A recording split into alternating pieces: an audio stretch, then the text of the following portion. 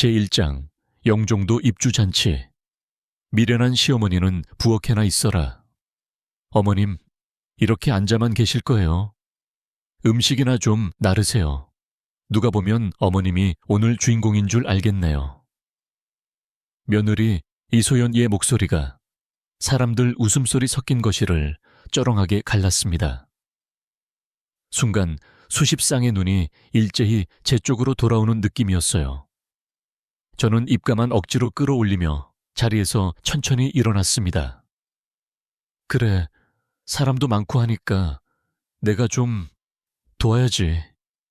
입 밖으로는 이렇게 나왔지만 속에서는 뭔가 뜨겁고 쓰린 게 목구멍까지 올라와서 막혔습니다. 사실 그날 아침까지만 해도 저는 설렘 반, 걱정 반이었어요. 거울 앞에 앉아서 머리를 빗으면서 혼잣말처럼 중얼거렸습니다. 남미령, 오늘은 대충 하고 나가면 안 돼. 그래도 사돈네 집 첫 입주잔치인데. 장롱 깊숙이 넣어두었던 연한 베이지색 정장을 꺼내 다듬고 오래된 진주 브로치를 달았습니다. 이 정장은 제가 마지막으로 제대로 된 자리에 나갔을 때 입었던 옷이었죠. 그 이후로는 인천공항 청소복 아니면 동네 시장 갈 때 입는 잠바뿐이었으니까요. 거울에 비친 제 얼굴은 주름이 깊이 파여 있고 머리카락 사이로 흰 머리가 드문드문 보였지만 그래도 오늘만큼은 조금 당당해 보이고 싶었습니다. 그때 거실에서 며느리 목소리가 들렸어요. 어머님, 아직 안 나오셨어요. 우리 늦겠는데요. 저는 가슴이 철렁 내려앉는 기분으로 거실로 나갔습니다. 소연이는 이미 화장을 완벽하게 끝내고 몸에 딱 붙는 원피스에 명품 가방을 들고 서 있었죠. 제 모습을 위아래로 훑어보더니 입꼬리를 비틀며 말했습니다. 어머님, 오늘 꽤 신경 쓰셨네요. 완전 주인공 되실 기세인데요. 말은 웃으면서 했지만 톤이 너무 뻔했습니다. 어디서 감히 주인공처럼 꾸미고 나와 하는 비아냥이 그대로 들렸죠. 사돈 어른 첫 입주잔치라는데 너무 허술하게 하고 가면 안 되니까 단정하게만 입은 거야. 제가 최대한 평온하게 대답하자 소연이는 코웃음을 흘리며 속삭였습니다. 단정, 네요. 뭐 어차피 오늘 사람들 눈에는 제가랑 우리 엄마만 보일 테니까 너무 걱정 마세요. 그 말이 기분 나쁘다고 티 내봤자 결국 상처받는 건 저뿐이라는 걸 잘 알고 있었습니다. 그냥 웃고 말았죠. 그때 아들 박준호 조가 차키를 들고 현관문을 열며 말했습니다. 자엄마, 나가자. 오늘 엄청 막힌다니까 빨리 가야 돼. 그래, 가자. 신발끈을 묶으면서 저는 속으로만 중얼거렸습니다. 그래도 오늘은 내 아들 옆에 당당하게 서 있을 수 있는 날이면 좋겠다. 영종도에 도착했을 때 제 입에서는 저도 모르게 작은 감탄사가 나왔어요. 야, 집이 정말 크네. 2층짜리 하얀 외벽의 대저택, 넓은 마당에는 하얀 천막이 크게 쳐져 있고 이미 차들이 빽빽하게 들어서 있었습니다. 음악이 흘러나오고 사람들 웃음소리가 바닷바람을 타고 흔들렸죠. 대문을 들어서는 순간 안쪽에서 사돈 어른의 목소리가 들렸습니다. 아이고, 사부인 오셨네. 어서 와요. 이정자, 사돈 어른은 오늘 파티의 진짜 주인공답게 화려한 한복을 입고 대청마루 한가운데 앉아있더군요. 주변에는 친척들과 지인들이 둘러앉아 와인잔을 들고 웃고 있었고요. 저는 두 손을 공손히 모으고 허리를 숙였습니다. 사돈 어른, 집 정말 축하드립니다.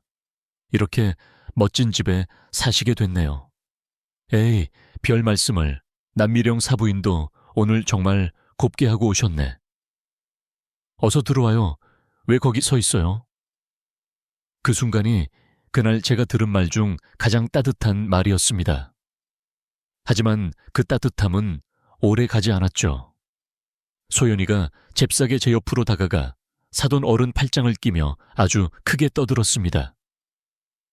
엄마, 오늘 진짜 여왕 같아. 맞죠, 여보? 준호가 억지 웃음을 지으며 대답했습니다. 그러게요. 장모님, 오늘 진짜 젊어 보이세요. 저는 그냥 조용히 서서 웃기만 했습니다.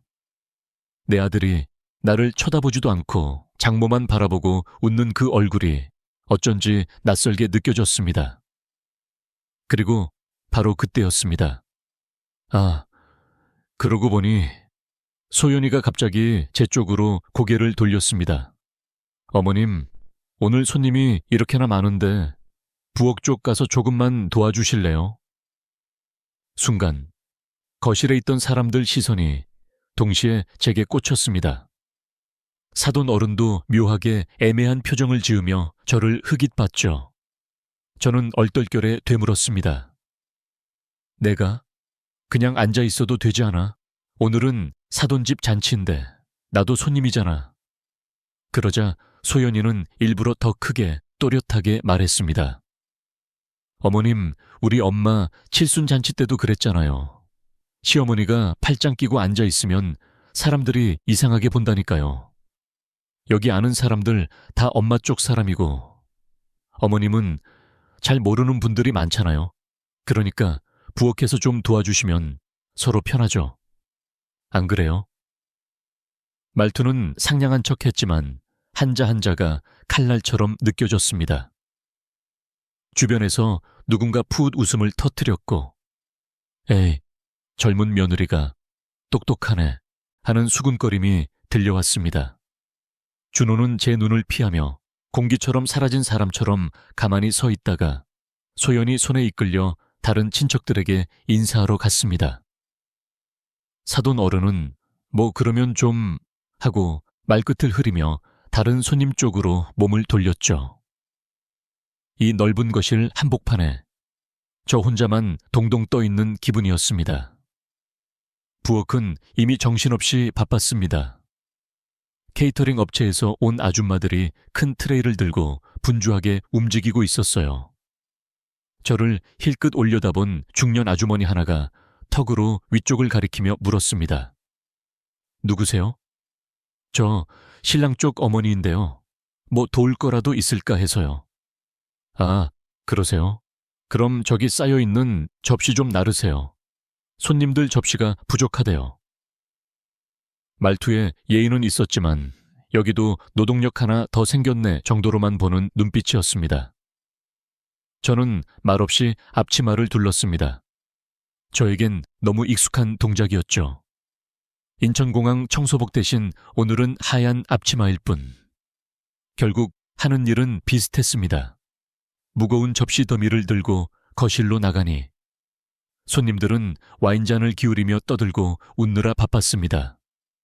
제가 지나가도 고개 돌려보는 사람은 거의 없었어요. 그 와중에 소연이 목소리가 귀에 박혔습니다. 역시 우리 오빠 투자 감각 있지. 이번 영종도 프로젝트 완전 대박 날 거야.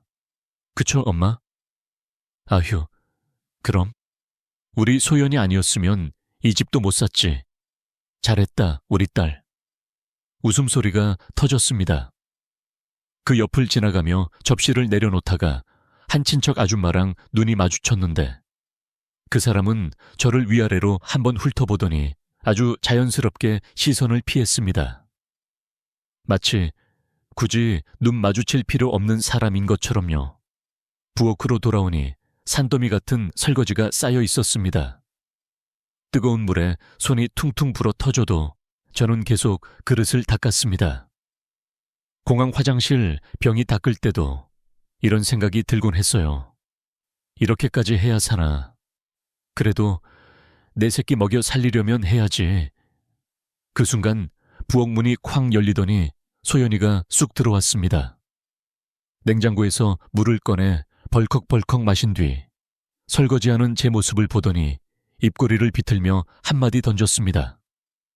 어머님, 그래도 잔칫집 살림 구조는 금방 파악하시네. 역시 이런 일은 몸에 배어 있으신가 보다.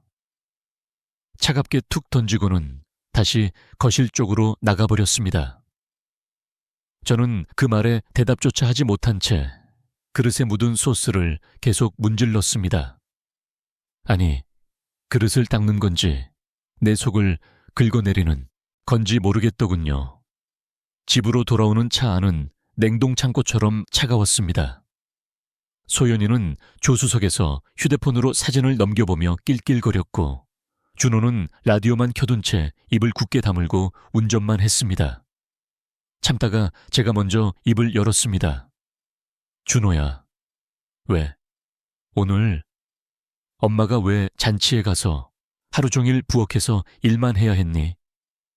백미러로 제 눈을 잠깐 마주치더니 준호는 짜증 섞인 한숨을 내쉬었습니다. 엄마, 또 시작이다. 손님 많으니까 도와드리면 좋지. 뭐가 그렇게 문제야? 엄마가 도와주는 사람이야. 오늘 손님들 앞에서 내 마누라가 엄마를 부엌에 세워놓고 거기요라고 부르면서 설거지 시키는 건 괜찮고 제 목소리가 떨리는 게 나도 느껴졌습니다. 그 순간 소연이가 스마트폰에서 눈도 안 떼고 끼어들었습니다. 어머님, 그럼 저희 엄마 입장에서는요.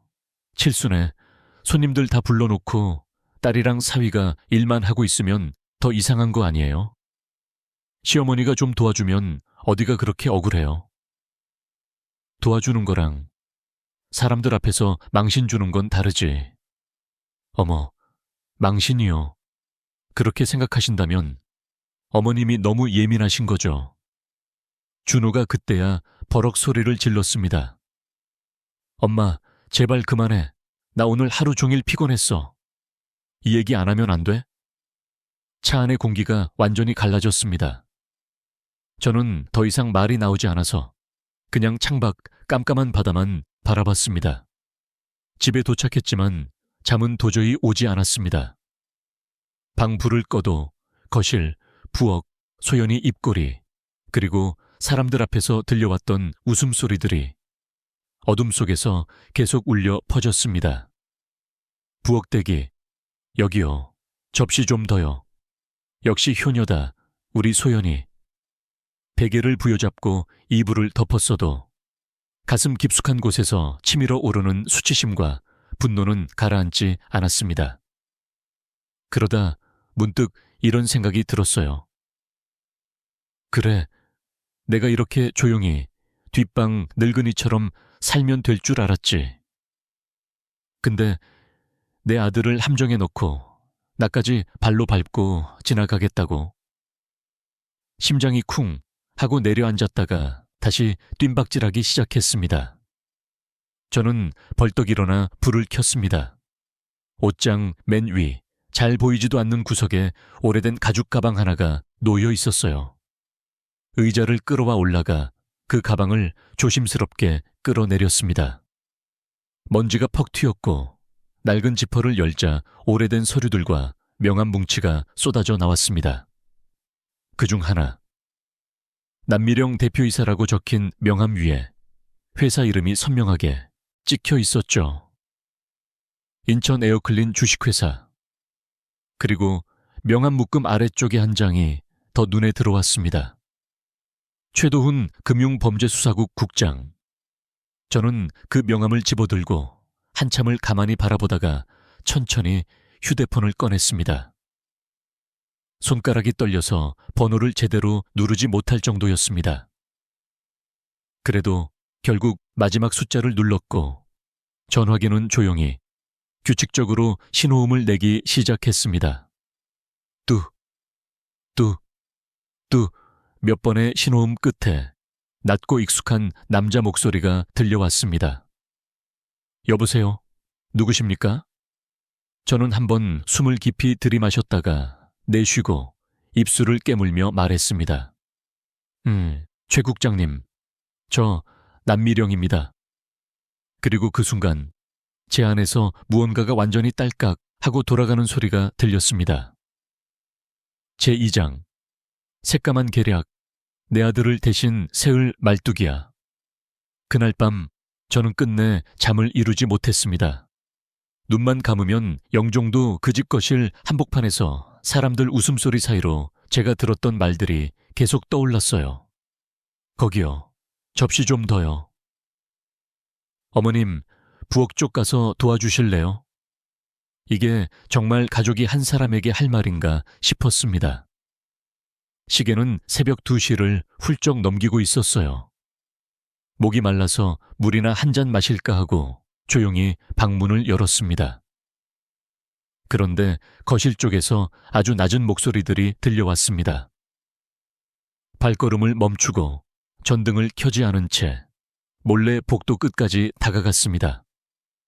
거실 불은 꺼져 있었지만 소파 쪽 스탠드 하나만 은은하게 켜져 있었고 그 밑에서 며느리 이소연이 휴대폰을 붙잡고 억눌린 웃음으로 말하고 있었죠. 아, 오빠 오늘 완전 대성공이지. 사람들 다 우리 편이야. 시어머니 그냥 부엌대기 시켜놨어. 손님들 앞에서 아예 설거지 담당으로 박아버렸지 뭐. 가슴이 철렁 내려앉았습니다. 부엌대기. 제 앞에서 했던 그 말을 이제는 전화기 너머에 또 한 번 웃으면서 하고 있더군요. 휴대폰 너머에서 남자 목소리가 희미하게 새어나왔습니다. 역시 우리 소연이 그렇게 좀 밟아야지. 나중에 계약서 문제 생겨도 입 못 여는 거야. 저는 숨도 못 쉬고 벽에 등을 딱 붙인 채 들었습니다. 그러니까 오빠, 시어머니는 그냥 감정 쓰레기통이랑 똑같다니까. 답답하면 잔소리 좀 하다가 결국은 아들 때문에 참고 입 닫고 살 수밖에 없잖아. 남자 목소리가 낮게 웃었습니다. 그 아들은 박준호 그 인간은? 아, 우리 남편. 완전 호구지. 뭐 내가 도장 찍으라면 찍고 오라면 오고. 솔직히 말해서 우리 프로젝트에 대신 세워놓을 말뚝 정도. 문제 생기면 어차피 제일 먼저 잡혀갈 사람은 그쪽이잖아. 대신 세워놓을 말뚝. 순간 제 머릿속이 새하얘졌습니다. 야, 그래도 결혼한 남편인데 너무 심한 거 아니냐? 오빠, 지금 감성팔이 할 때야. 우리 이번에 한번 틀어막으면 끝이야. 박준호 하나만 희생하면 우리 다 살아. 게다가 그쪽 집은 돈도 별로 없잖아.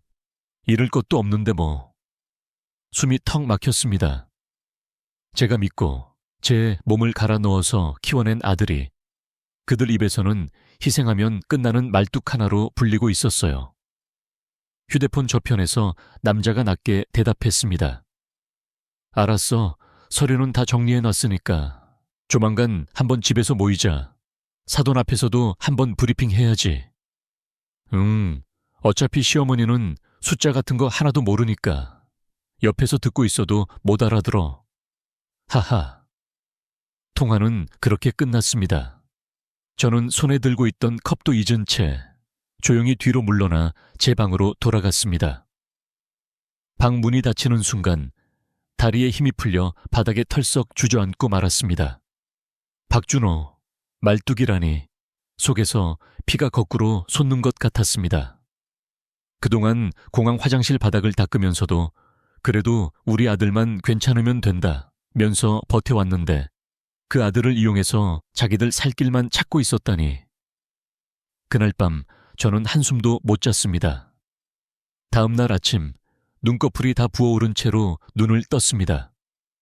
준호는 이미 출근 준비를 하고 있었고 소연은 주방에서 커피를 내리며 스마트폰을 보고 있었어요. 저는 일부러 아무 일 없었다는 듯이 물었습니다.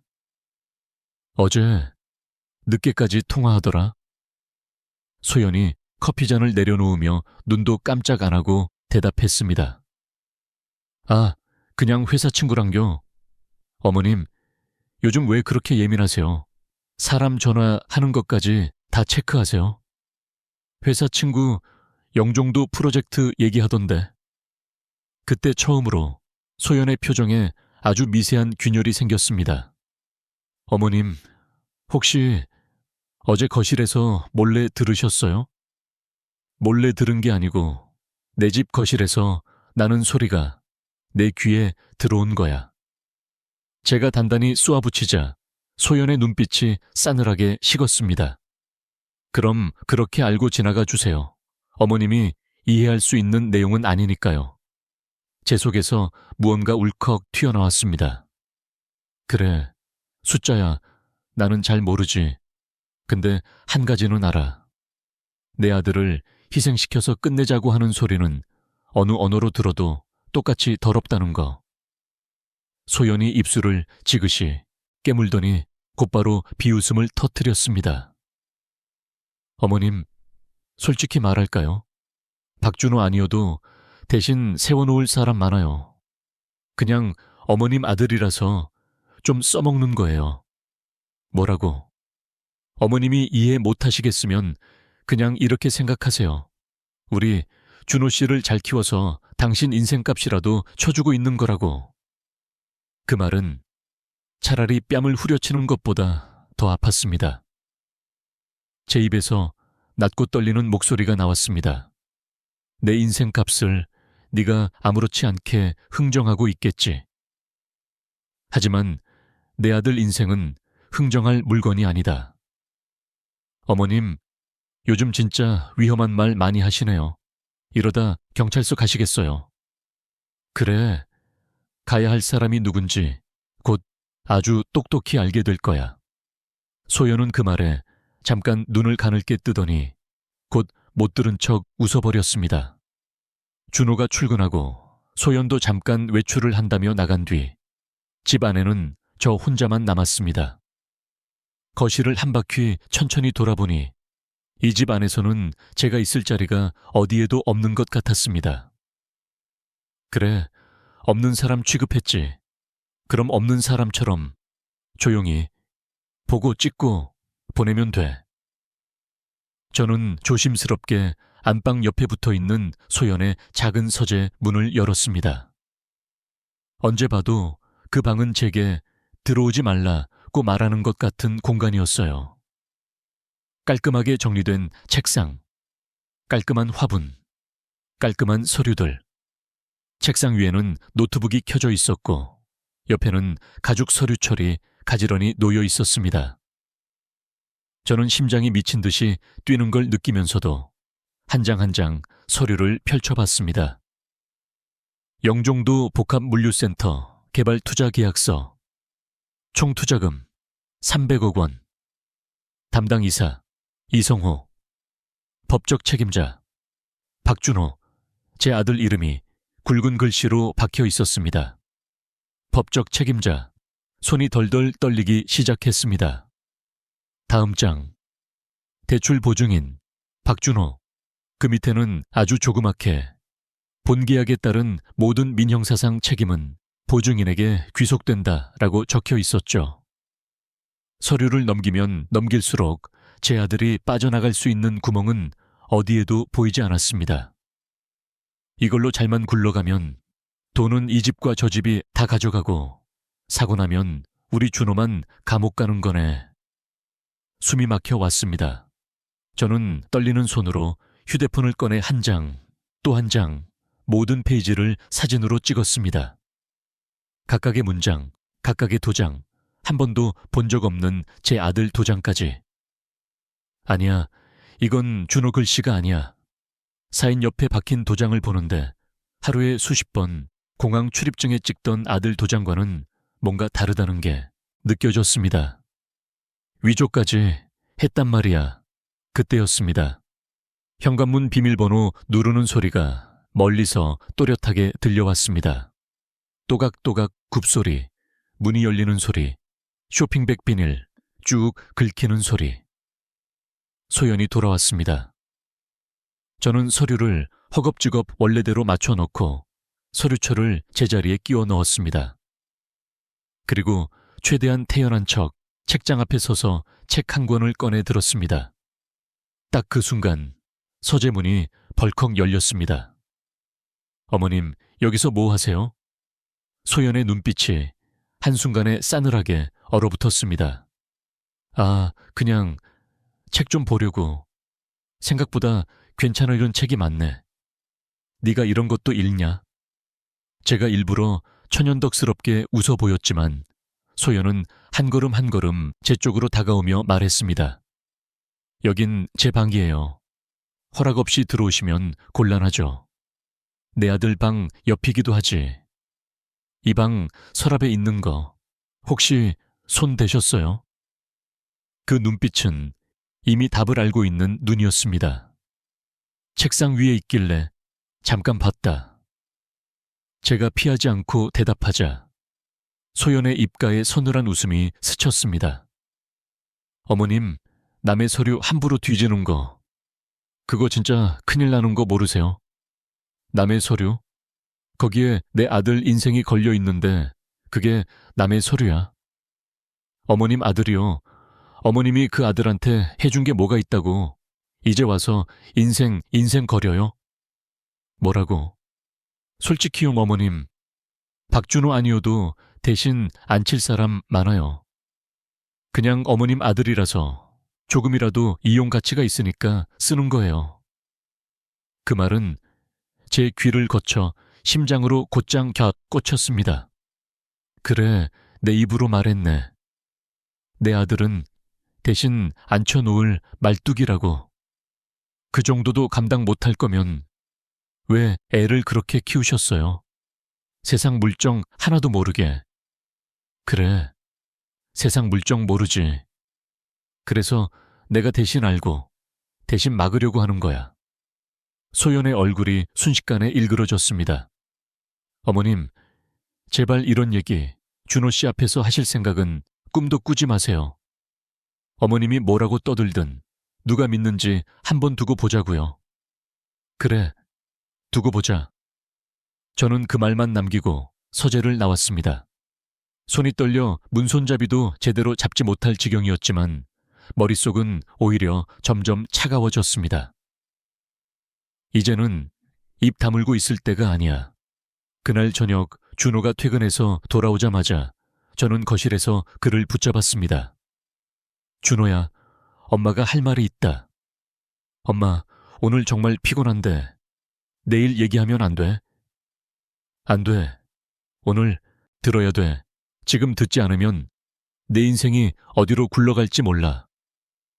제가 단호하게 말하자 준호가 짜증스럽게 제 쪽으로 돌아섰습니다. 또 뭐야 또. 오늘은 또 며느리 욕이야. 아니면 사돈 욕이야. 내 이름으로 서류가 얼마나 나갔는지 알아?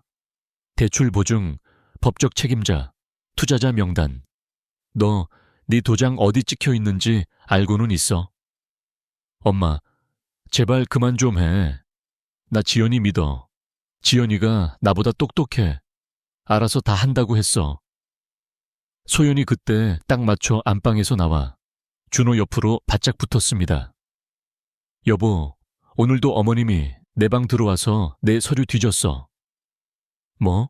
준호의 눈이 커졌습니다. 그래서 내가 말했어. 이렇게 자꾸 정신이 오락가락하시면 병원에 모시는 게 맞는 것 같다고.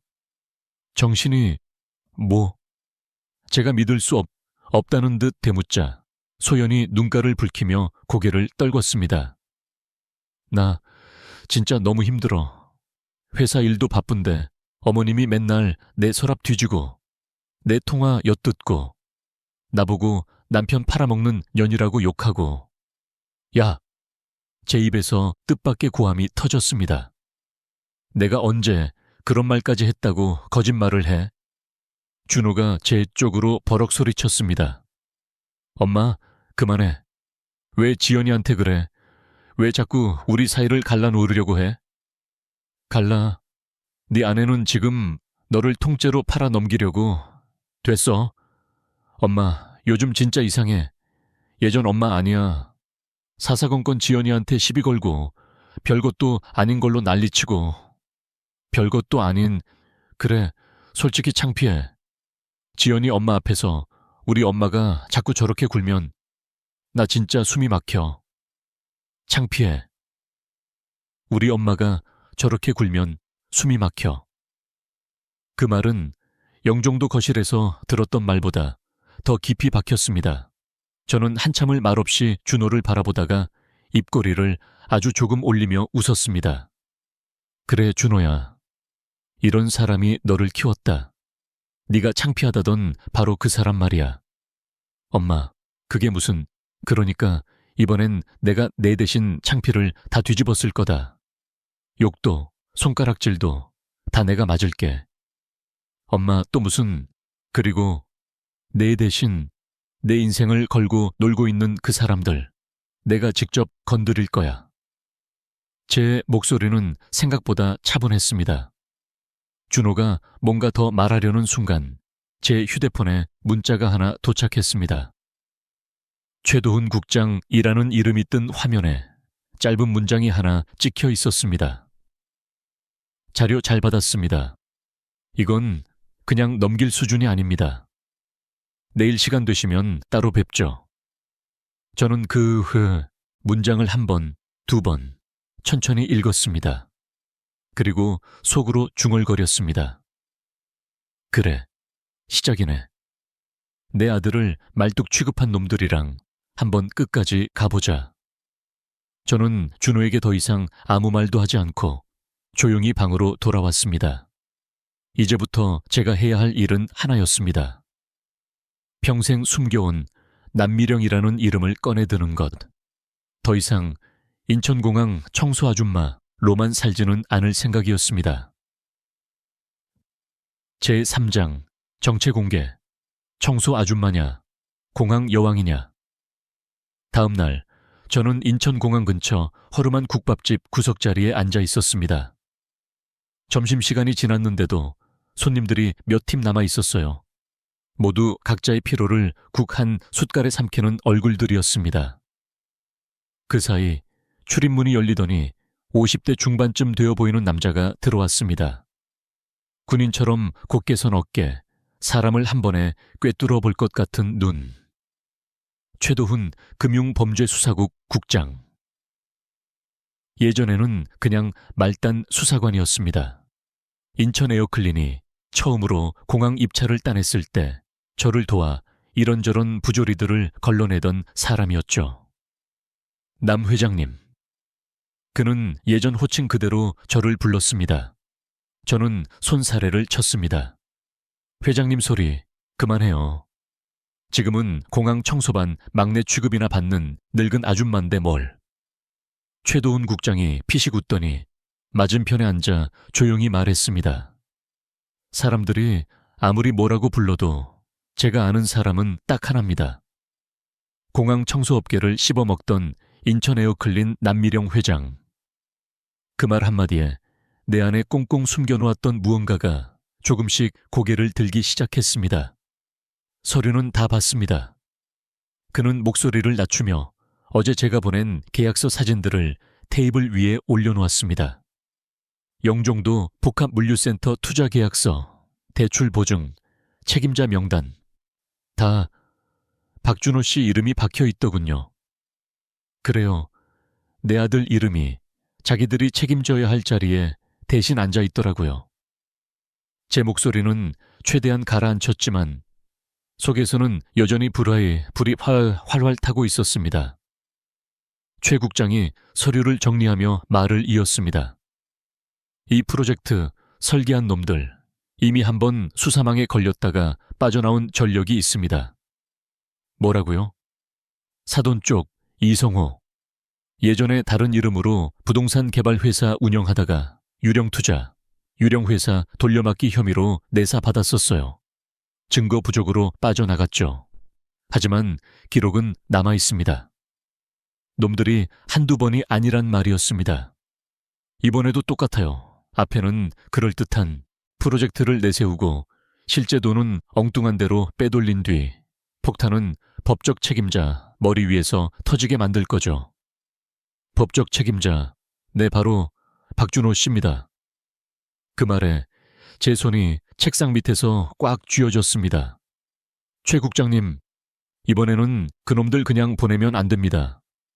그래서 이렇게 만나자고 하신 거 아닙니까? 그런데 그가 저를 똑바로 바라봤습니다. 이번 건은 남 회장님, 그냥 증거만 넘기고 빠지는 선에서 끝낼 수가 없어요. 무슨 뜻이에요? 놈들이 투자 설명회를 크게 열 준비를 하고 있습니다. 그 자리에서 박준호 씨를 결정권자로 세워놓고 프로젝트가 실패한 책임을 전부 뒤집어 씌울 겁니다. 우리가 개입하려면 그 현장을 통째로 덮어야 합니다. 실제 사기 행각이 벌어지는 순간을. 그러면 좋죠. 당장 덮어버립시다. 최 국장이 살짝 미간을 찌푸렸습니다. 문제는 그 자리에서 누가 박준호 씨 편에 서느냐는 겁니다. 내가 서죠. 대답은 망설임이 없었습니다. 놈들이 설계한 판에 내 아들을 말뚝으로 박아놓았어요. 그럼 난 그 판을 통째로 뒤집으면 됩니다. 최 국장의 입꼬리가 아주 미세하게 올라갔습니다. 역시 예전 같으십니다. 그래서 말인데 그는 서류 봉투 하나를 내밀었습니다. 이성호 일가 자산 흐름, 기존 투자자 민원 기록, 유령 회사 관련 자료입니다. 수사 기밀이긴 한데 이번 사건에서는 남 회장님이 제보자이자 협력자니까요. 이렇게까지 줘도 돼요? 남 회장님 아니었으면 저 아마 아직도 지방청에서 사건 하나에 몇 달씩 잡혀 살고 있을 겁니다. 그리곤 아주 단호하게 말했습니다. 이번엔 완전히 끝내죠. 이성호, 이소연 둘 다 도망 못 갑니다. 집으로 돌아오는 길 제 머릿속에는 오래전 기억들이 스쳐 지나갔습니다. 꿈도 없던 20살, 김포공항 남자 화장실을 걸레 하나로 도배하다시피 닦던 시절. 씻을 시간도 없어서 락스 냄새가 몸에 밴 채로 버스를 타고 집에 가던 밤들. 언니, 이런 거 평생 해봐야 뭐 남아요? 같이 일하던 후배가 한숨을 쉬며 묻던 날, 저는 그렇게 대답했었습니다. 평생 이렇게 할 생각 없으니까 버티는 거야. 남이 시켜서 청소하는 건 이제 끝내고 앞으로는 내 이름 걸고 청소할 거거든. 그렇게 시작한 게 인천 에어클린이었습니다. 중고 청소차 한 대 사서 직접 운전하고 다니며 화장실, 로비, 주차장 안 가린 곳 없이 제 손으로 닦고 닦았습니다. 직원들을 모으고 계약을 따내고 공항 전체 청소를 도맡을 수 있을 정도가 되기까지 10년이 걸렸습니다. 그 10년 동안 제가 쉬어본 날은 손가락으로 꼽을 만큼도 안 됐습니다. 그리고 결국 너무 커져버린 회사와 그 회사에 달라붙는 온갖 더러운 손과 제가 감당할 수 없을 만큼 늘어난 책임 때문에 모든 걸 매각하고 뒤로 물러났죠. 그때 제가 했던 선택은 회사 대신 하나뿐인 아들을 택하는 것이었습니다. 이제는 너만 보고 살겠다. 그래서 공항 청소반에 그냥 조용히 들어갔고 남들이 알아보지 못하도록 일부러 더 평범하게 살았습니다. 그런데 결국 제 아들의 목에 칼을 겨눈 건 돈도 권력도 아닌 가족이라는 이름으로 옆에 앉아있던 며느리였습니다. 며칠 뒤 저는 다시 한번 준호와 이야기해보기로 결심했습니다. 한 번만이라도 제 말에 귀를 열어준다면. 그날 저녁 준호가 퇴근하고 거실 소파에 털썩 앉자마자 제가 다가가 앉았습니다. 준호야, 응. 엄마가 내 도장 찍힌 서류들 다 봤다. 준호의 눈썹이 꿈틀거렸습니다. 또 시작이다. 너 법적 책임자가 뭔지 알아? 엄마, 또 그 얘기야. 지연이가 다 설명해줬어. 괜찮다. 괜찮긴 뭐가 괜찮아. 일 터지면 감옥 먼저 가는 사람이 넌데. 제가 목소리를 높이자 준호가 얼굴을 찌푸리며 버럭 소리쳤습니다. 엄마, 제발 그만 좀 해. 나 엄마가 왜 이렇게까지 지연이를 싫어하는지 모르겠어. 싫은 게 아니고 위험해서 그래. 위험. 엄마 눈에는 다 위험하지.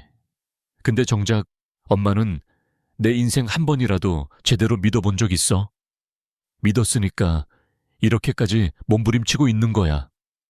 아니, 엄마는 항상 혼자 결정해. 내가 뭘 원하는지 한 번이라도 묻고 나서 움직인 적 있어? 그 말에 한순간 숨이 막혔습니다. 회사 그만두고 나 키우기 위해서 다 팔아버린 것도, 결국 엄마가 혼자 정한 거잖아. 나한테 물어봤어. 엄마가 회장이었단 것도 왜 나만 몰랐는데. 그건 네가 평범하게 살았으면 해서. 그게 다 엄마 머릿속에서만 좋은 그림이잖아. 준호의 목소리가 점점 격해졌습니다. 지금도 똑같아. 엄마는 지연이랑 나 사이에 끼어들어서 모든 걸 엄마 기준으로만 재단해. 엄마가 싫으면 나도 싫어해야 하고, 엄마가 위험하다고 하면 나는 무조건 도망쳐야 하고. 지금 판이 그냥 그런 수준이 아니니까 그렇지.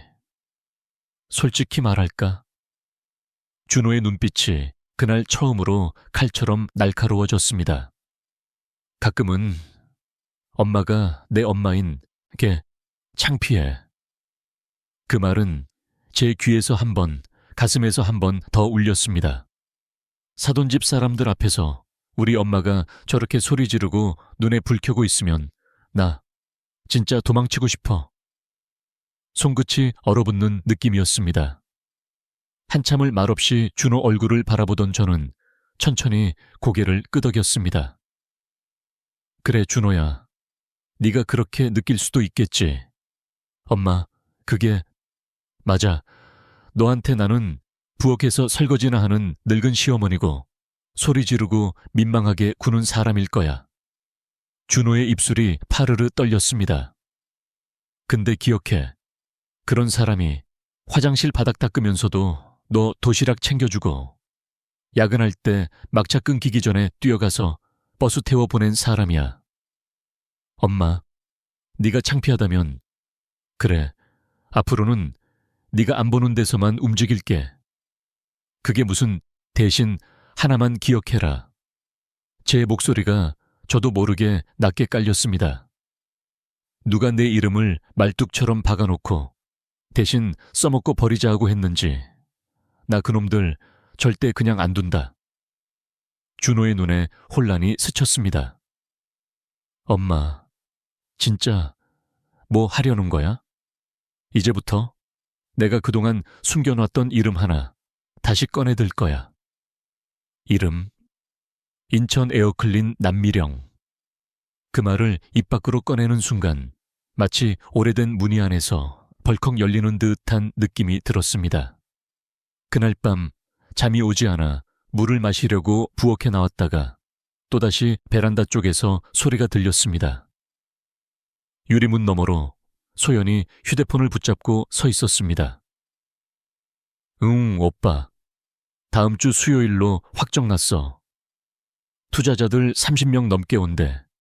그날 박준호 앞에 세워놓고 결정권자라고 딱 박아버리는 거야. 엄마. 엄마도 그날 꼭 오시라고 했어. 우리 사위가 얼마나 대단한 사람인지 보여드릴게요.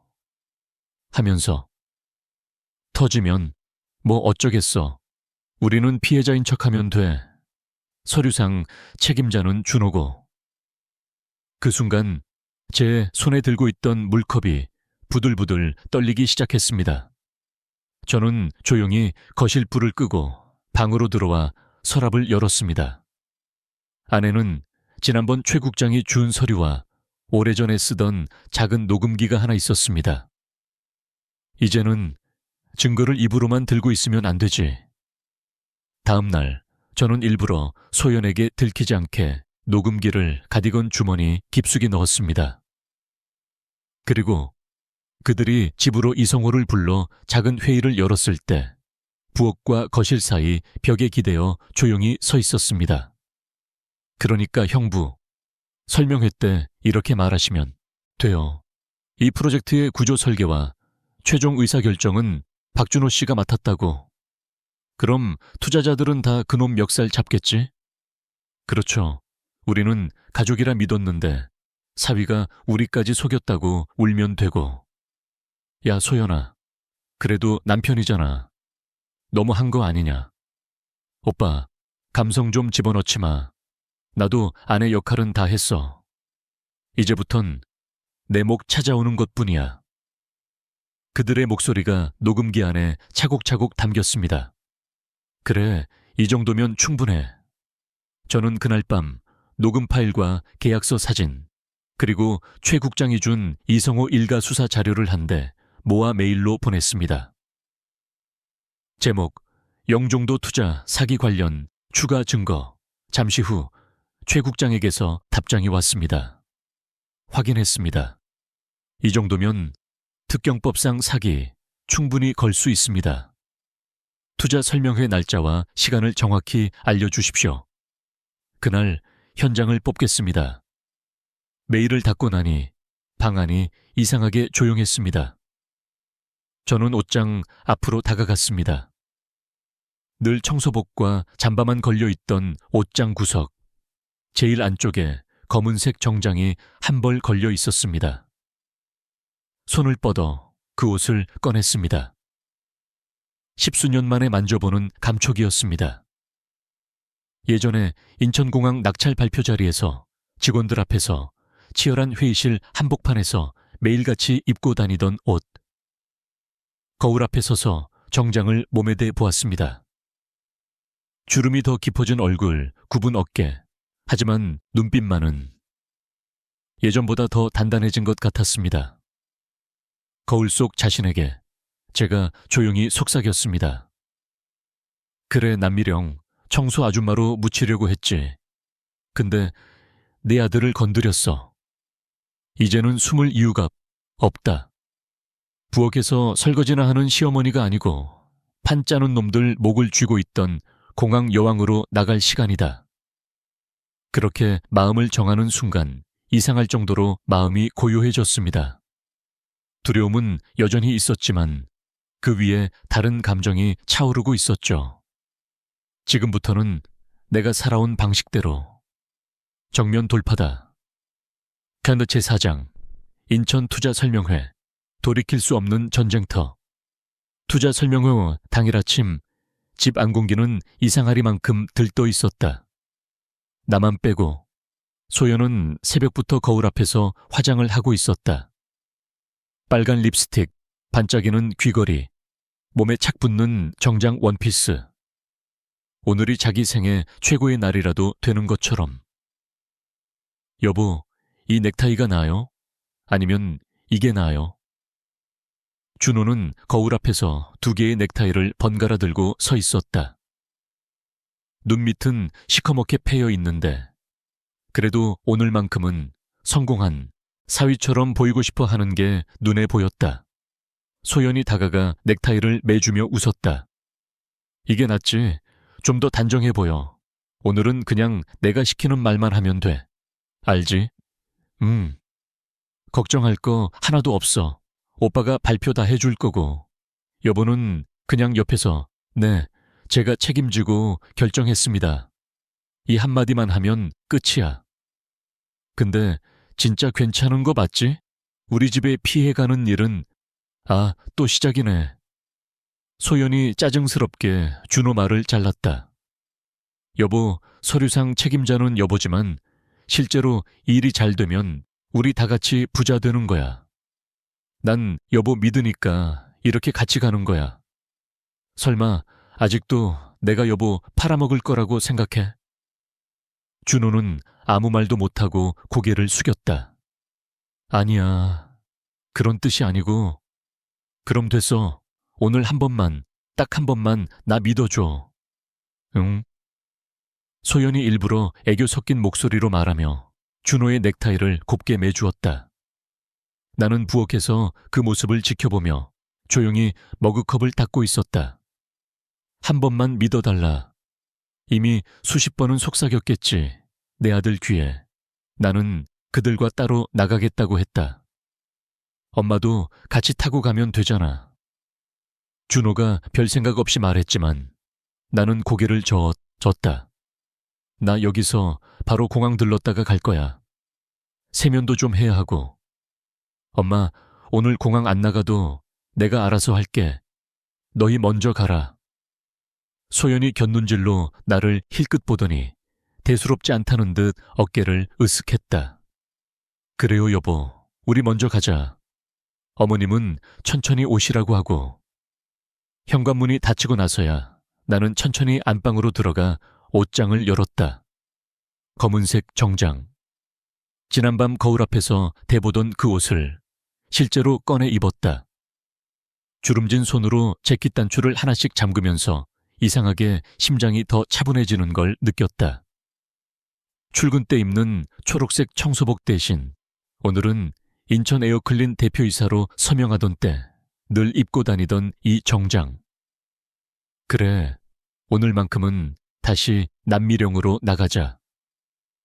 휴대폰을 집어들고 문자를 확인했다. 최 국장, 오늘 14시 호텔 3층 그랜드홀. 신호 주시면 바로 투입하겠습니다. 나는 짧게 답장을 보냈다. 직접 보게 될 겁니다.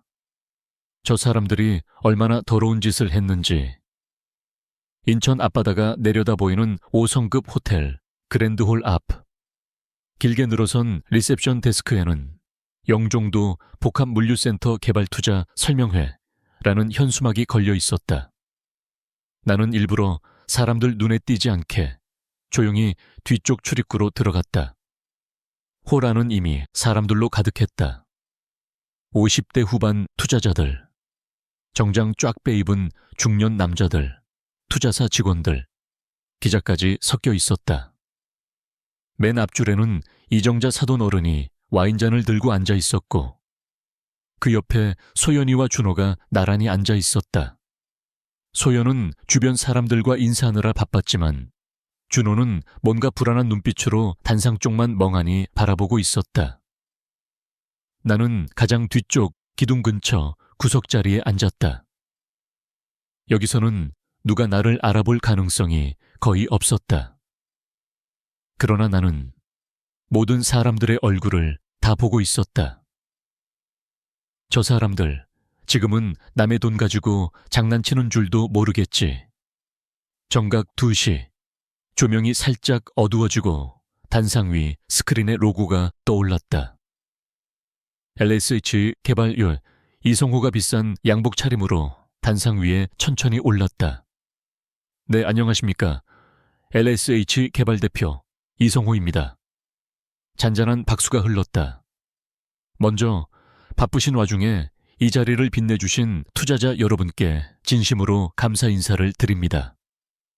입만 열면 거짓말이 줄줄 나오는 이비군. 스크린에는 영종도 항공, 물류 허브 조감도가 화려하게 펼쳐졌다. 보시는 것처럼 이 프로젝트는 향후 10년간 인천공항과 직접 연계되는 핵심 물류 허브입니다. 현재까지 여러분께서 투자해 주신 금액은 총 280억 원이고 오늘 이 자리에서 마지막으로 20억만 더 채우면 프로젝트는 본격적으로 착수됩니다. 뒷줄 여기저기서 만족스러운 탄성이 흘러나왔다. 하지만 이성호가 갑자기 표정을 바꿨다. 여기서 매우 안타까운 말씀을 드려야 할 것 같습니다. 홀 안이 조용해졌다. 최근 프로젝트 진행 과정에서 치명적인 문제가 발생했습니다. 뭐요? 무슨 문제요? 앞줄에 앉아있던 투자자 몇 명이 당장이라도 벌떡 일어날 기세로 되물었다. 이성호가 고개를 숙였다가 천천히 들었다. 이 자리에 와 계신 한 사람의 잘못된 판단과 무리한 결정 때문입니다. 그 말과 동시에 스크린에 서류 이미지가 떠올랐다. 영종도 복합 물류센터 개발 투자 구조 변경안. 서명란에는 굵은 글씨로 적힌 이름 하나. 박준호. 홀 여기저기에서 웅성거림이 터졌다. 이성호는 마치 너무나 고통스럽다는 표정으로 말을 이었다. 이 서류에 보시다시피 일부 투자금이 고위험 파생 상품에 재투자되는 것으로 구조가 변경되었습니다. 저희 회사 내부에 공식적인 검토 없이 독단적으로 투자자 하나가 벌떡 일어났다. 아니, 그게 무슨 소리요? 우리 돈을 또 다른 데 넣었다고? 그걸 지금에서야 말해. 그래서 오늘 그 결정을 내린 본인을 이 자리에 모셨습니다. 이성호가 손가락으로 가리킨 곳, 소연 옆에 앉아있던 준호 쪽이었다. 박준호 씨, 앞으로 나와 주시겠습니까? 준호의 얼굴이 순식간에 새하얗게 질렸다. 저요? 네, 이 프로젝트의 실질적인 구조 설계자이자 최종 결정권자 박준호 씨입니다. 소연이 준호 팔을 꽉 잡고 귓속말로 속삭였다. 여보, 괜찮아. 그냥 내가 말해준 대로만 해. 준호는 마치 정신이 반쯤 나간 사람처럼 단상 위로 올라갔다. 순간 호란의 모든 시선이 제 아들을 향해 꽂혔다. 자, 여기 계신 박준호 씨입니다. 이성호가 일부러 마이크를 준호 쪽으로 바짝 밀며 말했다. 이 서류 직접 서명하셨죠? 스크린에 또 다른 이미지가 떠올랐다. 구조 변경 동의서, 박준호라는 이름 옆에 찍힌 도장. 준호가 그걸 멍하니 쳐다보다가 작게 떨리는 목소리로 말했다. 저는 이런 서류를 본 기억이 없습니다. 투자자들 사이에서 욕설이 튀어나왔다. 뭐야, 이 사람 장난해. 우리 돈 들고 도박해놓고 기억 안 난다고? 아닙니다. 정말 전... 준호가 말을 잇기도 전에 이성호가 재빨리 끼어들었다. 아, 물론 본인은 그렇게 말씀하실 수 있겠죠. 하지만 여기 서명과 도장, 통장 거래 내역까지 모두 박준호 씨 이름으로 되어 있습니다. 스크린에 거래 내역이 떠올랐다. 입출금 내역, 박준호, 수취인, LSH 개발, 투자, 해외, 계좌. 이게 우연이라고 생각하십니까? 이성호가 관객들을 향해 던지는 말투는 이미 공범 몰아가기에 가까웠다. 투자자 한 명이 의자를 박차고 일어났다. 야, 그럼 이 사람 하나 때문에 우리 돈이 다 날아갈 수 있다는 거야? 지금 단계에선 확답을 드릴 수 없습니다. 다만 분명한 건 이성호가 아주 천천히 또렷이 말했다. 이 모든 구조를 설계한 사람이 저희가 아니라 바로 이 자리에 서 있는 박준호 씨라는 사실입니다. 혼란이 완전히 뒤집어졌다. 욕설, 고함, 사기꾼 아니냐, 경찰 불러야 하는 거 아니냐. 별별 말이 다 쏟아졌다. 준호는 단상 위에서 숨을 제대로 쉬지도 못하고 있었다. 정말 몰랐어요. 전 그냥 그때였다. 나는 조용히 휴대폰을 꺼내 미리 저장해둔 번호 하나를 눌렀다. 지금입니다. 문자 하나를 보내고 나는 숨을 깊이 들이마셨다. 그리고 마침내 그 순간이 왔다. 쿵! 그랜드홀 문이 거칠게 열렸다. 회색 수사 조끼를 입은 사람들이 일렬로 들어왔다. 맨 앞에는 최도훈 국장이 있었다. 인천지검 금융범죄수사부에서 나왔습니다. 그의 목소리가 호란을 쩌렁하게 울렸다. 지금부터 이 장소는 특정경제범죄 가중처벌법 위반 혐의 관련 수사 현장입니다. 아무도 한 발짝도 나가지 마십시오.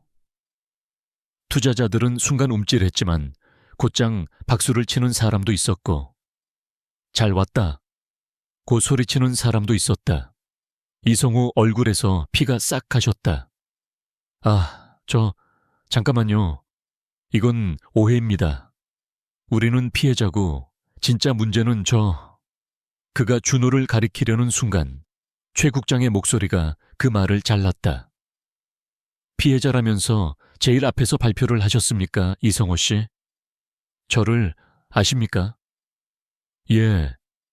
예전에 또 다른 이름으로 비슷한 짓 하시다가 증거 부족으로 풀려나신 적 있으시죠? 이성호의 얼굴이 완전히 굳었다. 최 국장이 손짓하자 수사관들이 단상 쪽으로 다가갔다. 그리고 그제야 그가 뒤쪽을 돌아보며 말했다. 그리고 오늘 이 자리를 만들게 해준 결정적인 제보자 한 분이 계십니다. 모든 시선이 최 국장이 바라보는 방향, 그러니까 내가 앉아있는 뒤쪽 구석으로 향했다. 나는 천천히 자리에서 일어섰다. 정장을 입고 구두 소리를 또각또각 울리며 중앙 통로를 걸어나갔다. 앞줄에 앉아있던 소연이와 이정자, 그리고 단상 위에 이성호 눈이 동시에 커졌다. 어머님, 소연의 입에서 말이 새어나왔다. 최 국장이 내 옆에 서서 말했다. 소개하겠습니다. 이 사건의 제보자이자 한때 인천공항 청소업계를 통째로 쥐고 있던 회사, 인천 에어클린의 창업자. 그리고 아주 또렷하게 내 이름을 불렀다. 남, 미, 령, 회장님입니다. 홀 안이 순간 얼어붙었다. 소연이 믿을 수 없다는 얼굴로 헛웃음을 터뜨렸다. 어머님이 회장님, 말도 안 돼. 이게 무슨... 나는 소연을 똑바로 바라보며 웃지도 울지도 않은 얼굴로 말했다. 그래, 네가 그렇게 무시하던 부엌대기 늙은이. 그게 나다. 최 국장이 노트북을 스크린에 연결했다. 곧 화면에는 내가 보내준 계약서 사진들, 녹음 파일 내용이 자막과 함께 떠올랐다. 박준호 하나만 희생하면 우리 다 살아. 어머님은 그냥 감정 쓰레기통이야. 대신 앉혀놓을 말뚝 정도. 투자자들의 얼굴색이 바뀌었다. 이성호, 이소연. 두 사람은 투자 구조를 사전에 짜고 박준호 씨 명의를 이용해 투자금을 빼돌리려 한 혐의를 받고 있습니다. 최 국장이 단호하게 말했다. 특경법상 사기, 사문서 위조 및 행사, 자금 세탁방지법 위반까지. 혐의가 한두 개가 아닙니다. 아닙니다. 나 그런 적 없어. 소연이 자리에서 벌떡 일어나 미친 듯이 소리쳤다. 저 녹음 조작이에요. 어머님이 날 미워해서. 조작인지 아닌지는 법정에서 확인하시죠. 수사관 2명이 소연 양팔을 붙잡았다. 놓으세요. 나 안 가. 어머님, 이게 뭐예요? 소연이 몸부림치며 나를 향해 악을 썼다. 어떻게 나한테 이럴 수가 있어요? 나 당신 며느리였어. 가족이었다고. 가족? 나는 처음으로 비웃음을 지었다. 내 가족은 내 아들 하나뿐이다. 뭐라고요? 넌 내 아들을 말뚝처럼 박아놓고 대신 맞아줄 사람 취급했어. 그 순간부터 너랑 나는 끝이야. 소연의 눈이 핏발이 섰다. 그래, 나 박준호 사랑한 적 없어. 애초부터 돈 보고 들어온 거야. 근데 그게 뭐 어때서? 세상에 그런 결혼 한둘인 줄 알아? 순간 준호 얼굴이 완전히 무너져 내리는 게 내 눈에 선명하게 들어왔다. 나는 천천히 고개를 돌려 아들을 바라봤다. 들었지, 준호야? 엄마, 이게 진짜야? 그래, 이게 진짜다. 소연이 마지막까지 발버둥치며 소리쳤다. 어머님, 당신도 똑같아. 평생 회장님이었으면서 왜 숨겼어? 박준호 인생 장난감처럼 쥐고 흔든 건 당신도 마찬가지야. 그 말에 나는 대답하지 않았다.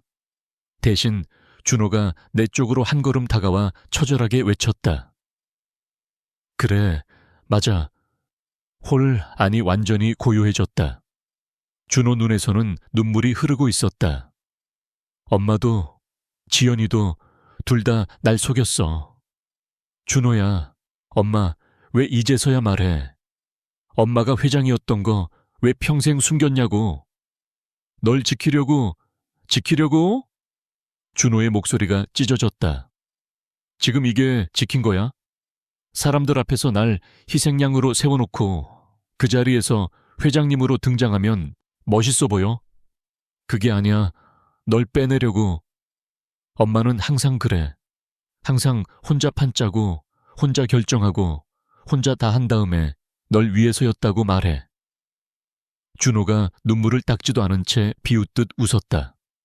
솔직히 말해서 지금 이 상황 지연이보다 엄마한테 더 화나. 그 말은 내 심장을 그대로 도려냈다. 너 지금 엄마가 뭘 했는지 똑바로 보고 봤어. 엄마가 얼마나 대단한 사람인지도 얼마나 무서운 사람인지도.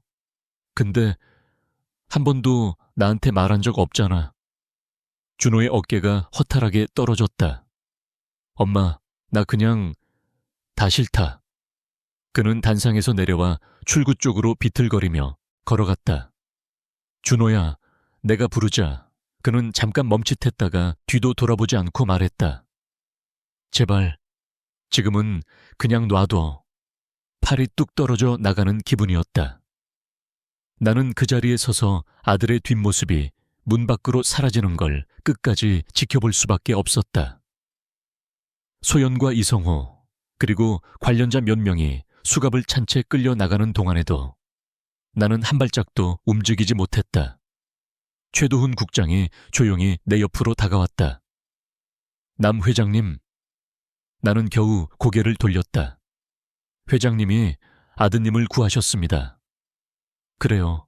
감옥은 안 가게 했죠. 목소리가 이상하게 갈라졌다. 근데 마음은요. 최 국장이 잠시 입을 다물었다가 말했다. 시간이 필요하겠죠.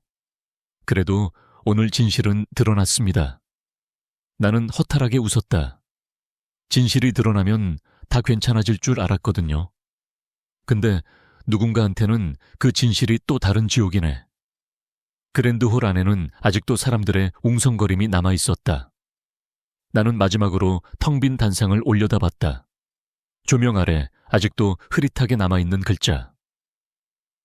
결정권자. 박준호. 나는 그 글자를 똑바로 쳐다보며 마음속으로 중얼거렸다. 이 판을 뒤집는 데는 성공했어. 하지만 내 아들 마음까지 같이 뒤집어 놓은 건 아닐까. 그날 인천의 석양은 유난히 붉었다. 마치 누군가의 피처럼. 그리고 나는 내가 선택한 이 전쟁이 이제 막 절반 정도 끝났을 뿐이라는 걸 어슴풀에 깨닫고 있었다. 엠메 제5장. 폭풍 이후 이제 나는 조용히 쓸리기만 하는 청소부가 아니다. 설명회가 끝난 그날 밤 집은 유난히 조용했다. 아니, 조용하다기보단 텅 비어 있었다. 가 더 맞는 말이었다. 현관문을 열었을 때 제일 먼저 눈에 들어온 건 신발장 한 켠에 가지런히 놓여있던 준호의 운동화 한 켤레였다. 설명회장으로 향할 때 신고 나갔던 구두도 가방도 양복 재킷도 없었다. 준호야, 습관처럼 불러봤지만 대답은 당연히 돌아오지 않았다. 거실 불만 켜놓고 소파에 앉았는데 몸이 소파에 박힌 돌처럼 움직이지 않았다. 휴대폰을 꺼내 통화 목록을 열었다. 준호 전화, 또 전화, 또 전화. 신호음은 길게 울릴 뿐 끝까지 받지 않았다. 제발 한 번만 받아라. 화내도 좋으니까. 욕해도 좋으니까. 대답만 해라. 내 새끼야. 마음속으로 수십 번 외쳤지만 답은 없었다. 이틀, 사흘, 나흘. 시간은 미친 사람 머리카락처럼 엉망으로 흘러갔다. 나는 밥맛이 없어 국 한 숟갈도 넘기지 못했다. 그렇다고 잠이 오는 것도 아니었다. 거실 불을 켜둔 채 소파 끝에 걸터앉아 현관문만 바라보고 있는 시간이 대부분이었다. 혹시 저 문이 열릴까봐. 그 사흘째 되는 날 낯선 번호로부터 전화가 한 통 걸려왔다. 여보세요. 여기 박준호 대리님 계시죠? 어머님 되세요? 젊은 남자 목소리였다. 준호 회사 동료라고 했다. 네, 맞는데요. 혹시 우리 준호 회사에 나왔나요? 아, 오늘이요. 오늘도 안 나오셨고 사실 그저께부터 연락이 안 돼서요. 근데 조금 전에 저한테 문자 하나 왔어요. 문자요? 당분간 휴가 연락하지 마라. 이렇게요. 저도 걱정돼서 연락드린 거예요. 혹시 어디 계신지는. 심장이 탈탈 떨리는 것 같았다. 아니요. 어디 있는지도 몰라요. 아, 준호 대리가 예전에 제부도 쪽 바다보러 가고 싶다고 한 적 있어요. 힘들면 혼자 거기 가서 며칠 있고 온다고. 제부도? 네, 정확한 건 모르겠지만 혹시 몰라서 말씀드립니다. 전화를 끊고 나는 더 이상 망설이지 않았다. 지갑, 핸드폰, 얇은 점퍼 하나만 챙기고 집을 뛰쳐나왔다. 버스든 지하철이든 갈아탈 수 있는 건 다 갈아타고 제부도 쪽으로 향하는 막채 올라탔다. 해질녘 바다는 불다 못해 까맣게 타 들어가고 있었다. 찬바람이 뺨을 세게 후려쳤다. 방파제 끝까지 걸어나가니 멀리 낡은 펜션 하나가 눈에 들어왔다. 바다 연덕 펜션. 문득 예전에 인터넷 검색하다가 본 이름이 떠올랐다. 휴대폰으로 검색해보니 정말 이 근처였다. 프런트에 앉아있던 중년 여자가 날 위아래로 한번 쳐다보더니 물었다. 예약 하셨어요? 아니요. 그게 아니라 혹시 며칠 전에 혼자 와서 묵고 있는 박준호라는 손님 있나요? 여자가 손님의 목록을 뒤적이더니 고개를 끄덕였다. 이복 4호 손님이요. 어제 들어왔고 오늘도 나갔다 들어온 것 같던데요. 지금 방에 있나요? 글쎄요. 한번 올라가 보시죠. 가족이시면 괜찮겠죠 뭐. 나는 계단을 뛰다시피 오르다가 복도 중간쯤에서 속도를 늦췄다. 가슴이 터질 듯 뛰었다. 2권 3호. 문 앞에 섰다. 손이 떨려서 초인종을 제대로 누르지도 못할 것 같았다. 그래도 눌렀다. 딩동. 잠시 후 안에서 발자국 소리가 들렸다. 그리고 낮고 쉰 목소리. 누구세요? 준호야, 엄마야. 문고리가 천천히 돌아가더니 문이 열렸다. 거기에는 며칠 사이에 몇 년은 늙어버린 얼굴을 한 내 아들이 서 있었다. 턱수염이 덥수룩하고 눈밑은 퀭하게 꺼져 있었고 입술은 새파랗게 말라 있었다. 엄마, 여길 어떻게... 너 안 나타나니까 미칠 뻔했지. 내 입에서는 그 말밖에 안 나왔다. 준호는 한숨을 한번 깊게 쉬더니 문을 더 활짝 열었다. 들어와요. 방 안은 생각보다 깔끔했다. 쓰레기나 술병이 널려 있을 줄 알았는데 침대 위에는 접어놓은 담요, 탁자 위에는 컵라면 그릇 하나만 놓여 있었다. 밥은 제대로 먹고 다니냐? 입 밖으로 나온 말이 너무 전형적인 엄마 소리라 나 스스로 씁쓸하게 느껴졌다. 준호는 창가에 등을 기대고 서서 바다를 바라보다가 말했다. 엄마, 그날 이후로 하루에 밥 한 끼 정도는 먹었어요. 죽지는 않으려고. 죽는 소리 하지 마라. 내 앞에서 그런 말 2번 다시 하지 마. 잠시 침묵이 흘렀다. 파도 부서지는 소리가 유리창 너머로 둔탁하게 들려왔다. 엄마. 준호가 입을 열었다. 지연이 잡혀간 거 맞죠? 그래. 이성호도 같이. 형량 얼마쯤 나올까요? 최 국장 말로는 몇 년은 기본이라고 하더라. 특경법까지 걸렸으니까. 준호가 헛웃음을 터뜨렸다. 그럼 적어도 몇 년 동안은 날 원망하면서 살겠네. 네가 왜 원망을 받아? 원망받아야 할 사람은 엄마도 포함이지. 그 말에 가슴이 또 한 번 철렁 내려앉았다. 그래, 그 말 듣고 싶었어. 나는 솔직하게 인정했다. 엄마도 잘한 거 없다. 평생 숨기고 말 안 하고 판 혼자 짜고 결국 그 바닥에 네가 같이 떨어지게 만들었으니까. 준호가 천천히 고개를 돌려 나를 처음 제대로 바라봤다. 알기는 하는구나. 평생 회사 이름보다 내 이름이 먼저였다고 믿어왔는데 돌아보니까 그렇지도 않았더라. 엄마는 항상 널 위해서라고 말하면서 결국 자기가 편한 쪽을 택한 거였죠. 그 말이 너무 정곡이라 반박할 힘도 없었다. 나는 그저 책상 위에 올려둔 작은 USB 하나를 꺼내 탁자 위에 올려놓았다. 이게 뭐야? 네가 봐야 할 것들이다. 안 보고 싶어요. 그래, 나라도 안 보고 싶겠지. 그래도 봐라. 나는 최대한 차분하게 말했다. 지연이가 결혼 2달 전부터 친구랑 나눈 카톡 대화. 내 자산 목록 정리한 파일, 재산 분할 최소 50% 확보, 메모, 다 여기 들어있다. 준호의 눈이 크게 떴다. 뭐라고요? 그전까지는 그래도 지연이가 너를 한때라도 사랑했을지 모른다고 나도 믿고 싶었어. 근데 파일 다 보고 나니까 깨끗하게 포기되더라. 나는 의자를 끌어와 앉으며 말했다. 보기 싫으면 지금 당장 창문 밖으로 던져도 된다. 근데 그 대신 평생 내 머릿속에서는 혹시 내가 잘못 본 건 아닐까 하는 생각이 지워지지 않을 거야. 준호가 가만히 서서 USB를 내려다보았다. 그리고 마치 폭탄이라도 집어드는 사람처럼 조심스럽게 손에 쥐었다. 노트북 전원이 켜지고 파일이 하나씩 열렸다.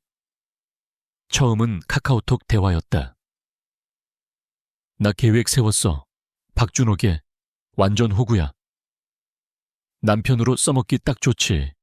우리 오빠 자금 다 메꿔야지. 줄글로 이어지는 문장들 하나하나가 내 눈에도 또 한 번 칼날처럼 박혔는데 하물며 준호에게는 어떤 느낌일지 상상도 되지 않았다. 준호의 어깨가 미세하게 떨리기 시작했다. 사랑 미쳤냐? 그냥 연기 잘하면 돼. 결혼하고 1년만 버티면 돼. 그 뒤엔 박준호 이름으로 계약 싹 다 돌리자. 멍청한 호구. 준호가 입술을 깨물며 중얼거렸다. 날 이렇게 불렀네. 목소리가 갈라졌다. 그 다음 파일은 자산 목록이었다. 은행 계좌, 적금, 퇴직연금, 주식계좌, 보험금 예상, 수령액까지. 세세하게 숫자까지 정확했다. 맨 아래에는 이런 메모가 적혀 있었다. 이혼 시 재산 분할로 최소 50% 확보 가능. 유명 변호사와 상담 완료. 준호는 한참 동안 그 문장만 뚫어져라 바라보았다. 엄마, 왜? 나 정말 사랑했던 거 맞나요, 그 사람? 그 질문에 나는 대답할 수 없었다. 그 대신 한숨처럼 짧게 말했다. 너는 사랑했지. 그게 중요한 거야. 상대가 어떻게 나왔든 그 진심까지 부정할 필요는 없다. 준호의 눈가에서 마침내 눈물이 흘러내렸다.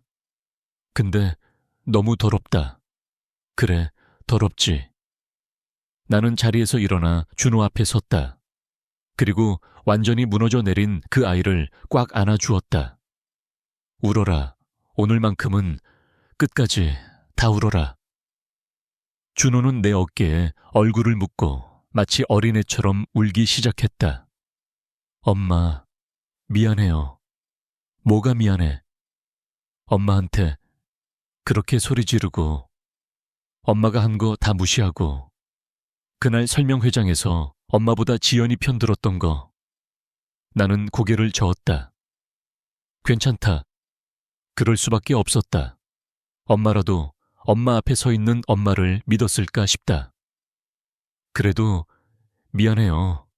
정말. 나는 준호 등을 천천히 쓸어내렸다. 좋다. 그 말 한마디면 됐다. 이제 서로 미안하다는 말은 그만하자. 이제부터는 뭘 할지만 생각하자. 누가 더 잘못했냐 따지는 건 변호사랑 판사가 알아서 할 거고. 준호의 울음이 조금씩 가라앉았다. 엄마. 이제 나 엄마한테 다 물어볼게요. 뭘?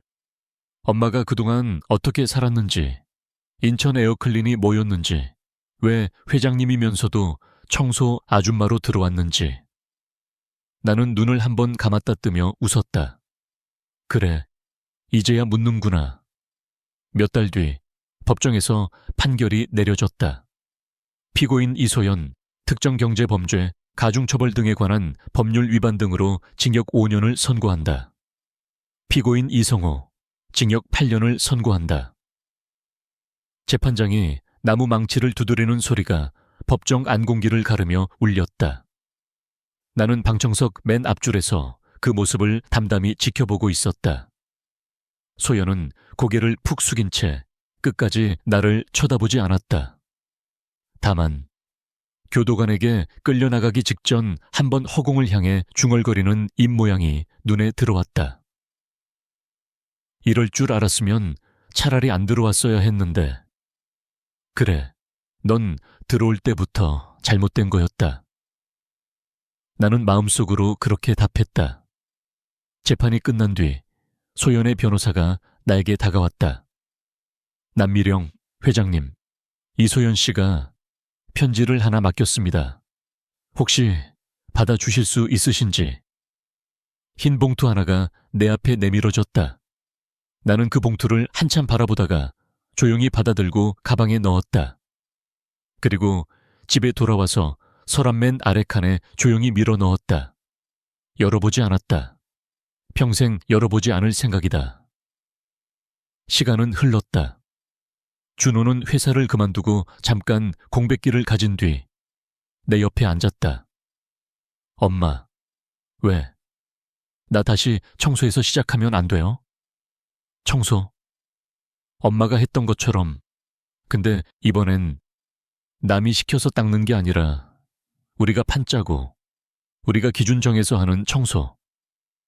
나는 피식 웃음이 나왔다. 요즘 애들 말로 프랜차이즈 한번 해보자 이거냐. 뭐 비슷하죠. 준호가 진지하게 말했다. 엄마가 가진 모든 노하우 내가 다 배우고 싶어요. 현장에서 시작해도 괜찮아요. 화장실 바닥이든 주차장이든. 힘들 텐데 감옥 가는 것보단 낫죠. 쓴웃음 속에 진심이 묻어 있었다. 나는 잠시 그 얼굴을 바라보다가 고개를 끄덕였다. 좋다. 그럼 우리 둘이 다시 시작해보자. 몇 달이 지나고 인천공항 근처 작은 사무실 하나가 준비됐다. 간판에는 예전 회사 이름 대신 새로운 이름이 걸렸다. M&J 클린 컨설팅. M은 미령, J는 준호. 엄마, 이 이름 어때요? 살짝 촌스럽긴 한데 뭐 괜찮다. 나는 사무실 창문을 열어 바깥 공기를 깊게 들이마셨다. 언젠가 나를 바닥에 붙여놓았던 공항의 먼지 냄새가 아니라 이제는 다시 올라가도 된다고 말해주는 듯한 공기였다. 첫 상담 고객이 찾아온 날, 영세 청소 용역업체 대표라는 젊은 여자가 두 손을 베베 꼬며 말했다. 회장님, 아니 대표님, 저 진짜 뭐부터 손대야 할지 모르겠어요. 인력 관리도 엉망이고 용역 단가도 너무 후려치기 당하고 있고. 나는 웃으며 말했다. 일단 사람부터 챙깁시다. 청소하는 사람을 쓰레기 취급하는 회사는 길게 못 가요. 그런데 청소 용역은 원래 다들 원래가 중요합니까? 이제부터가 중요하지. 나는 차트를 꺼내놓고 하나씩 짚어주기 시작했다. 준호는 옆에서 내 설명을 한 글자도 놓치지 않겠다는 표정으로 받아 적었다. 고객이 나가고 난 뒤 준호가 내게 말했다. 엄마, 오늘 진짜 멋있었어요. 뭐래? 주책맞게. 진심이에요. 사람 눈 똑바로 보면서 바닥 닦는 사람이 제일 소중한 사람이라고 말할 수 있는 사람이 세상에 몇이나 되겠어요. 나는 쑥스러워서 고개를 돌렸다. 그래, 근데 기억해라. 바닥을 닦는 사람이 제일 아래에 있는 게 아니다. 모르는 놈들이 그렇게 취급할 뿐이지. 네, 준호가 웃었다. 그리고 이제부터 엄마는 청소 아줌마 아닙니다. 뭐? 청소판 짜는 회장님이지. 나는 그 말에 크게 한 번 웃어버렸다. 그래, 맞는 말이었다. 퇴근길, 인천 하늘은 유난히 맑았다. 공항 활주로 방향으로 지는 석양을 바라보면서 나는 문득 영종도 사돈집 부엌에서 설거지하던 그날이 떠올랐다. 어머님, 부엌 쪽 가서 도와주실래요? 여기요, 접시 좀 더요. 그때의 나는 입술을 깨물면서도 결국 아무 말도 하지 못했던 조용한 청소부였다. 하지만 이제는 다르다. 내 아들을 말뚝 취급한 놈들, 부엌대기로 쓰다 버리려 한 놈들, 그리고 그걸 보고도 입 다물던 나 자신에게까지. 나는 더 이상 아무 말 없이 쓸리기만 하는 사람이 아니다. 나는 내 목소리를 냈고 판을 뒤집었고 무너질 뻔한 우리 둘의 인생을 다시 세우기 시작했다. 바닥을 닦던 손으로 이제는 계약서에 사인을 하고 내가 선택한 사람들과 함께 일을 한다. 집으로 돌아가는 버스 안에서 창밖 어둠을 보며 나는 조용히 중얼거렸다. 그래, 남미령. 너 이제 그냥 조용한 시급제 청소 아줌마 아니다. 판을 알고 판을 뒤집을 줄 아는 공항 출신 청소 여왕이지. 그리고 그 말에 나도 모르게 피식 웃음이 났다. 그래, 폭풍은 지났다. 상처는 남았지만 나는 살아있고 내 아들도 내 옆에 있다. 이제 남은 건 내가 선택한 판에서 내 방식대로 싸우는 일뿐이다.